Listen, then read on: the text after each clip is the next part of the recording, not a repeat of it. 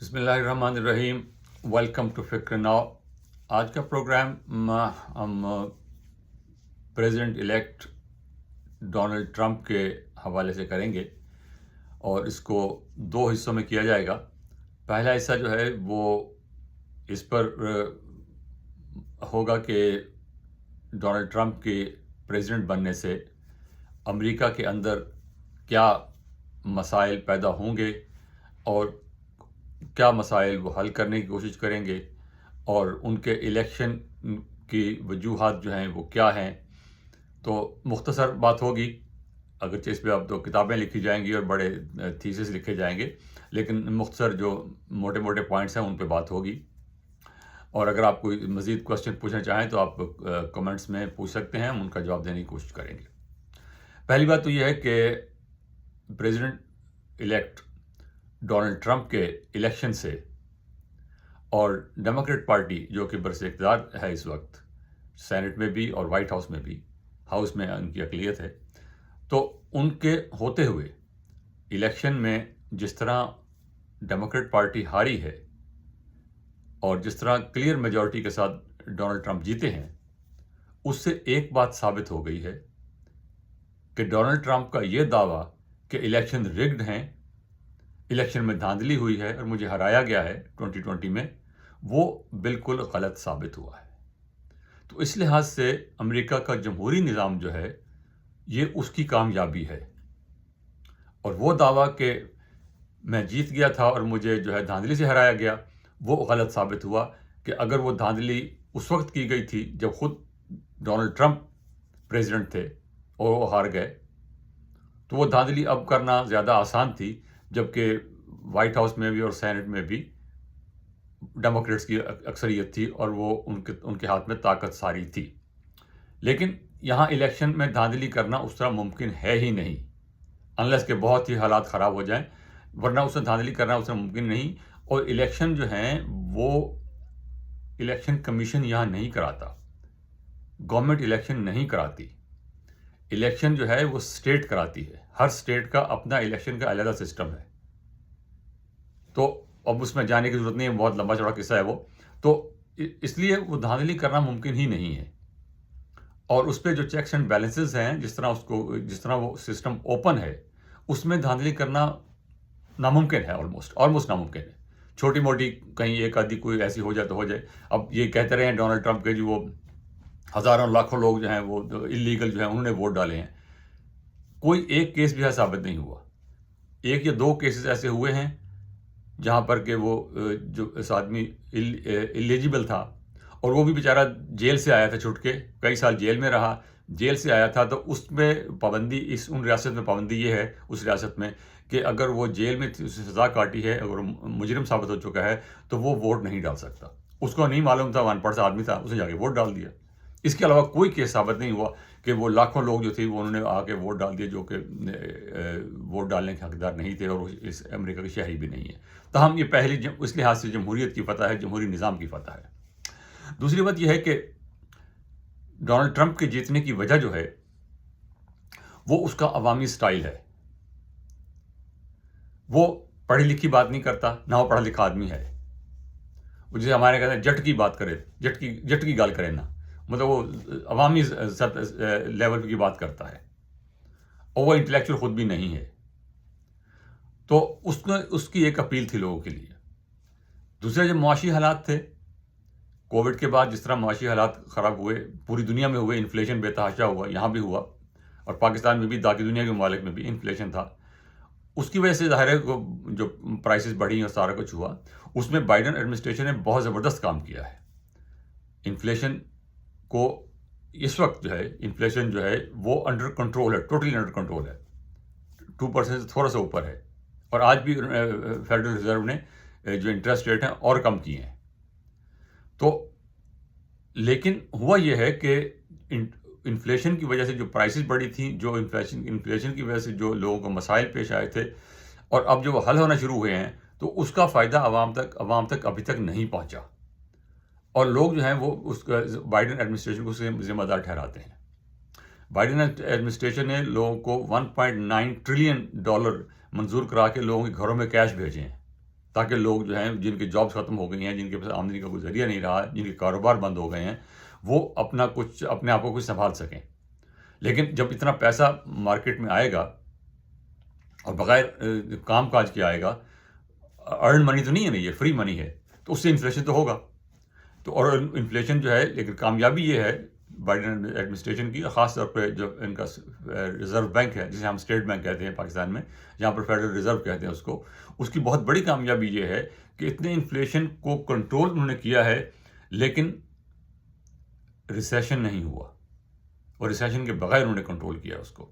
یہ پہلی دفعہ ایسا ہوا ہے, تو اس لحاظ سے ان کی بہت بڑی کامیابی ہے. لیکن اس کا ان کو فائدہ نہیں ہوا, ان کو نقصان ہوا اس کا بائیڈن ایڈمنسٹریشن کو. اور دوسرا یہ کہ بائیڈن ایڈمنسٹریشن کا قصور نہیں ہے, ڈیموکریٹک پارٹی کا قصور ہے بحیثیت مجموعی. ڈیموکریٹ پارٹی جو ہے وہ بہت عرصے سے عام لوگوں کی جماعت سمجھی جاتی ہے, ریپبلکن ایلیٹ سمجھے جاتے تھے. اور ریپبلکن پارٹی جو ہے اس میں بڑے بزنس مین ان کو فائدہ کرتے, جب بھی برس اقتدار آتے ہیں ان کو فائدہ کرتی ہے. عرب بھی جو ہے جو اسی نعرے پہ آیا ہے کہ میں ٹیکس کم کر دوں گا, جو بڑی کمپنیز ہیں ان کے ٹیکسز کم ہو جائیں گے, اور وہ جو ہے وہ پھر اور زیادہ کام, جو ان کے ٹیکس کم ہوں گے تو اور انویسٹ کریں گے, اور جب اور انویسٹ کریں گے تو اور کاروبار بڑھے گا. وہ ان کی فلاسفی ہے. ڈیموکریٹس کی فلاسفی یہ ہے کہ ان پر ٹیکس زیادہ لگاؤ تاکہ جو غریب لوگ ہیں, جن کے پاس آمدنی کم ہے, کم ذرائع ہیں, ان کو فائدہ ہو. پر یہ ایک فلسافیکل مسئلہ ہے, یہ ہر ایڈمنسٹریشن میں جب بھی گورنمنٹ چینج ہوتی ہے تو یہ مسئلے ہوتے ہیں. تو اب بھی جو ان کا نعرہ یہی ہے کہ ٹیکس کٹ کریں گے. اب اگلا مسئلہ یہ ہے کہ ٹیکسز کا, اگلا مسئلہ امیگریشن کا ہے. امیگریشن کے مسئلے پہ بھی بائیڈن ایڈمنسٹریشن جو ہے وہ ناکام رہی, کہ عام تاثر یہ ہے کہ ڈیموکریٹ جو ہیں وہ انلیگل امیگرینٹس جو بارڈر کراس کر کے آ جاتے ہیں سینٹرل ایشیا سے, سینٹرل امریکہ سے اور میکسیکو کے راستے سے, وہ جو ہیں اس کے لیے ڈیموکریٹس جو ہیں وہ سافٹ کارنر رکھتے ہیں, وہ ان کا رویہ نرم ہوتا ہے. جو ہی بائیڈن ایڈمنسٹریشن نے حکومت سنبھالی ہے اور بے تحاشا لوگوں نے آنا شروع کر دیا, اور بائیڈن ایڈمنسٹریشن نے کافی کوشش بھی کی روکنے کی, لیکن وہ اس میں کامیاب نہیں ہو, کیونکہ بائیڈن اس کی پارٹی کے اندر ایک لابی موجود ہے جو کہتے ہیں کہ بھئی امیگرینٹ کو روکے مت, یہ بیچارے غریب ہیں, یہ بڑے مظلوم لوگ ہیں, ان کو پناہ دیں, ان کی ہیلپ کریں, اگر کوئی کرمنل ہے تو اس کو واپس بھیجیں, لیکن ان کو ساتھ زیادتی نہ کریں آپ. لیکن اس کا نتیجہ یہ نکلا کہ وہ امیگریشن اتنے زیادہ ہو گئے, اتنا بڑا پولیٹیکل مسئلہ بن گیا کہ وہ لائبلٹی بن گئی ڈیموکریٹس کے لیے. اور یہاں جو لوگ ہیں وہ نہیں چاہتے کہ لوگ اللیگل طور پر بارڈر کراس کر کے اندر گھسائیں, اور قانون یہ ہے کہ جو بھی اندر یہاں گھسا ہے اور کہے جی میں تو پرسیکیوٹڈ ہوں, میں نے اسائلم کلیم کرنا ہے, تو لا یہ ہے کہ اس کو آپ واپس نہیں دھکیل سکتے. تو وہ لوگ پہ یہاں آ جاتے ہیں, اور اس کی وجہ سے پھر بہت مسائل پیدا ہوتے ہیں, لا اینڈ آرڈر کے مسائل بھی پیدا ہوتے ہیں, اکانومی کے مسائل بھی پیدا ہوتے ہیں, جابس کے مسائل بھی پیدا ہوتے ہیں. تو یہ ایک بہت بڑا مسئلہ ہے یہ اس کی وجہ سے. دوسرا یہ کہ جو ڈیموکریٹ پارٹی ہے وہ اب جو ہے ایک ریپبلکن ایلیٹسٹ تھے, اب یہ ایلیٹسٹ بن گئے ہیں. یہ ایلیٹسٹ اس طرح ہیں کہ جو انٹلیکچوئلز لوگ ہیں, فلسافیکل مائنڈ رکھتے ہیں, یونیورسٹی کے سے پڑھے لکھے ہیں, اور پروفیشنلی بڑے کمپیٹنٹ ہیں, آرٹسٹس ہیں, ہالی ووڈ کے جو لوگ ہیں وہ ہیں, ٹیک جو ہے آپ کا آئی ٹی سیکٹر جو ہے, یہ فیس بک اور یہ گوگل اور امیزون اور یہ ماں سوائے اس کے اسپیس ایکس والے کے, باقی یہ سارے کے سارے جو تھے یہ رجحان اس طرف رکھتے تھے. اور پھر جو پڑھے لکھے لوگ ہیں, آپ کے جو میڈیا کے لوگ ہیں, انٹلیکچوئل جو ہیں, وہ اپنے آپ میں رہ گئے, اور عام آدمی جو ہے اس سے ان کا کنیکشن تھا, ذاتی کنیکشن, فلسافیکل کنیکشن تو تھا, ٹی وی میں بیٹھ کے کتابیں لکھ کے یونیورسٹی میں لیکچر دے کے باتیں وہ کرتے تھے صحیح, لیکن اس سے پرسنلی ڈائریکٹ کانٹیکٹ نہیں تھا. اس کی وجہ سے ان کو نقصان ہوا. اگلی بات یہ ہے کہ جو اس وقت بائیڈن ایڈمنسٹریشن کو جو پرابلم فیس ہیں, اور وہ اگلے کو بھی ہوں گے, وہ بنیادی طور پر ڈومیسٹک ہیں, جس میں اکنامک ریکوری ہے, اور اب اکنامک ریکوری ہوگی کیونکہ انفلیشن کم ہے, اب آگے اکانومی بہتر ہوگی. جاب اس وقت بھی جو ان امپلائمنٹ ریٹ ہے وہ سب سے کم ہے, تاریخ میں سب سے کم ہے. 3 سے 4% تک ہے. اس کو فل اکانومسٹ اس کو فل امپلائمنٹ کہتے ہیں. تو فل امپلائمنٹ اس وقت موجود ہے. لوگوں کی تنخواہیں بڑھی ہیں. جو کیلیفورنیا کے حد تک وہ لوگ جو فوڈ انڈسٹری میں کام کرتے ہیں ان کی منیمم تنخواہ جو ہے $22 کر دی گئی ہے, اور عام تنخواہ جو ہے $15 سے $17 ہے. کیلیفورنیا کی بات کر رہا ہوں میں.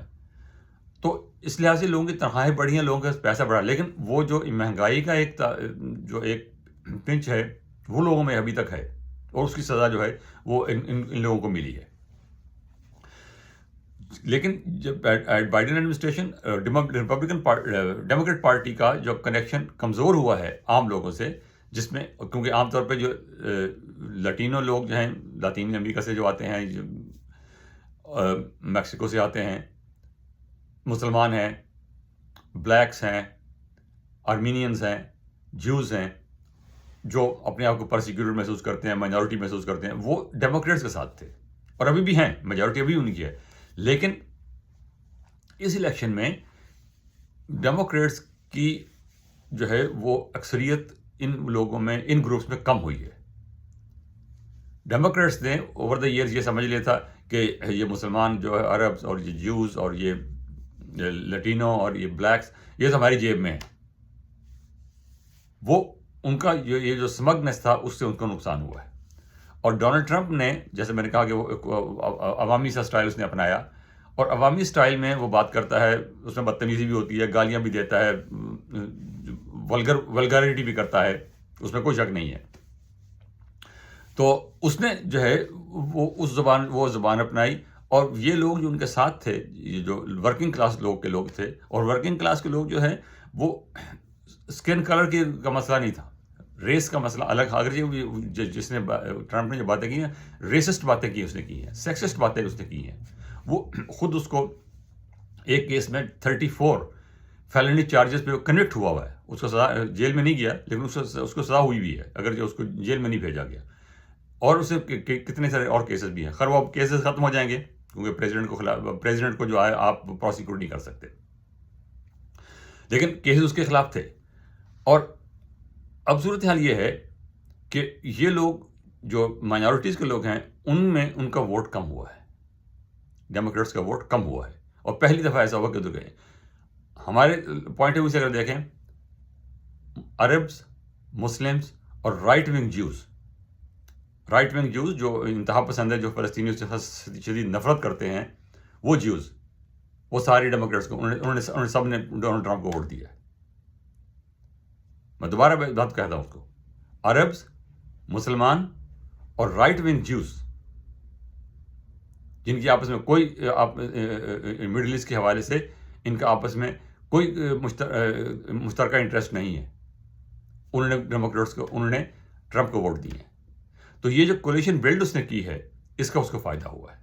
اور الیکشن میں یہ اس قسم کی کولیشن اوباما نے بلڈ کی تھی, اس کے بعد کوئی نہیں بلڈ کر سکا, اور اب یہ اس نے کی ہے. اور یہ اس کی اپنی کوشش ہے, اس کی ذاتی کوشش ہے.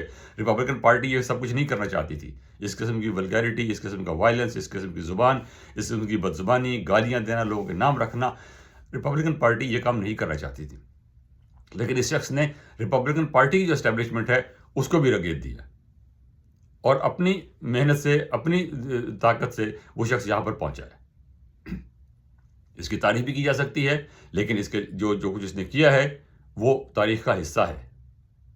اور اب اس پہ مقدمہ نہیں چلے گا, لیکن 4 سال کے بعد شاید وہ مقدمہ چلے یا نہ چلے, وہ دیکھا جائے گا. لیکن اس شخص کا جو کردار رہا ہے وہ امریکن پالیٹکس میں ایک نئی چیز ہے, جس میں ولگیرٹی, لوگوں کے نام رکھنا, ریسسٹ, سیکسسٹ اور بدزبانی کرنا, یہ امریکن پالیٹکس میں نہیں تھا, اب ہے. کیا اس کا جواب ایسے دیا جائے گا اگلی طرف سے؟ شاید نہیں.